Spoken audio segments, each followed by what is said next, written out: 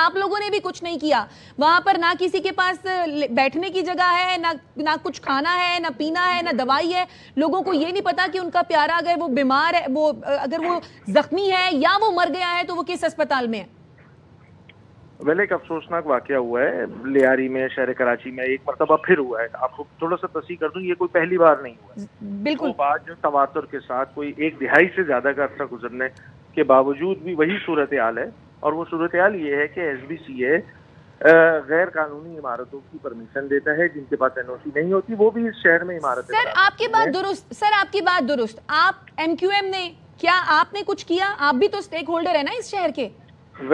اگر first year government, second year government, third year government, second اور third year government کی یہ بنیادی ذمہ داری ہے جس کا تذکرہ آپ نے اپنے سوال میں کیا کہ آپ نے کیا کیا. سیکنڈ اور تھرڈ ایئر گورنمنٹ یعنی کہ صوبائی حکومت جس کے نیچے کے ماتحت ادارہ ایس بی سی اے کام کرتا ہے وہ, اور تھرڈ ایئر گورنمنٹ جناب وزیر بلدیات صوبے کا پیپلز پارٹی. سر میں تو آپ سے انسانی بنیاد پہ پوچھ رہی ہوں نا سر, میں تو آپ سے انسانی بنیاد پہ پوچھ رہی ہوں.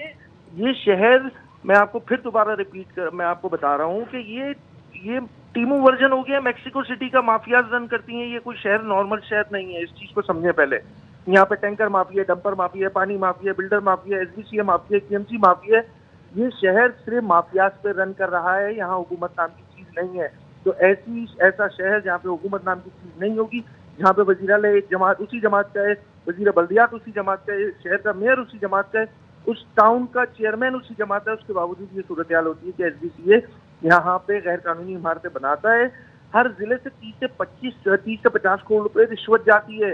اس چیز کو سمجھیں, جس کو ٹھیک کس نے کرنا ہے, ذمہ داریاں کس کی ہیں, یہ ساری علی صاحب. اس سے پہلے ماضی میں ہم نے دیکھا ہے کہ ایم کیو ایم کی جانب سے کبھی بھی کوئی اس طرح کا سانحہ یا حادثہ ہوتا تھا, ایک کیمپ قائم کر دیا جاتا تھا, وہاں پہ آپ لوگوں کے کارکنان پہنچتے تھے, ادویات ہوتے تھے, کھانے کی دیگیں وہاں پہ پہنچاتے تھے, لوگوں کا خیال رکھا جاتا تھا. اس دفعہ ہم نے کچھ بھی نہیں دیکھا. یہ لیاری ہے, یہاں سے آپ کو کوئی ممبر الیکٹ نہیں ہوتا ہے, اس لیے آپ نے نہیں بھیجا. پہلی بار نہیں ہوا لیاری میں, اس سے پہلے بھی کر چکے ہیں متحدہ قومی ملک. بات اتنی سی ہے کہ یہاں پہ آپ کو یہ بھی سمجھنا ہوگا کہ کون کون سے آپریٹنگ پارٹس جو ہیں وہ ہمارے پاس موجود ہیں کہ جس سے ہم کام کر سکتے ہیں. ہاں, جب اس وقت کے فعال تھی, ہمارا جو این جی او فعال تھی, تمام چیزیں ہو رہی تھی. میں پھر دوبارہ یہی بات کہہ رہا ہوں کہ دیکھیں ریسکیو 1112 ہمارے ٹیکسوں کے پیسوں سے چلتا ہے بھائی. اربوں روپے کا بجٹ ہے اس کے پاس. شہری حکومت ہے, اس کا اربوں روپے کا بجٹ ہے. صوبائی حکومت ہے, ہزاروں ارب روپے کا بجٹ ہے. یہ سوال ہم سے نہیں, جس کی حکومت ہے اس سے کریں. ہم سب کر رہے ہیں. پہلی ذمہ داری ہی یہاں پہ جو الیکٹڈ ہیں ان کی ذمہ داری بنتی ہے, وہ گورنمنٹ ہو یا وہ صوبائی حکومت ہو, چاہے یا وہ میئر ہوں, ان کی ذمہ داری بنتی ہے, اور ان کو یہ ذمہ داری خوش اسلوبی سے نبھانی چاہیے. اور ہم امید بھی کرتے ہیں کہ جو لوگ ملبے تلے دبے ہوئے ہیں ان کو باحفاظت نکالا جائے. بہت شکریہ. علی خورشیدی صاحب ہمارے ساتھ موجود تھے.